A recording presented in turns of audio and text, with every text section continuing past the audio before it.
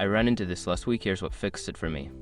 If you're looking to enable transaction notifications on your TD 2026, follow these simple steps. Step 1. Access your account. Log into your TD account using your credentials. Make sure you are on the main dashboard to start the notification setup process. Step 2. Navigate to Settings.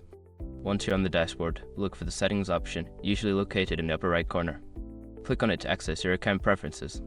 Step 3. Select Notification Preferences. In the Settings menu, find and select Notification Preferences. This is where you can manage all your notification settings. Step 4. Enable Transaction Notifications. Within the Notification Preferences, locate the option for transaction notifications and toggle it on.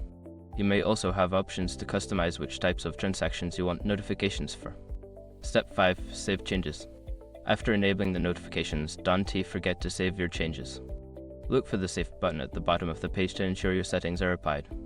Remember, if you don't see the transaction notifications option, it might be under a different menu or require a software update. Happy banking!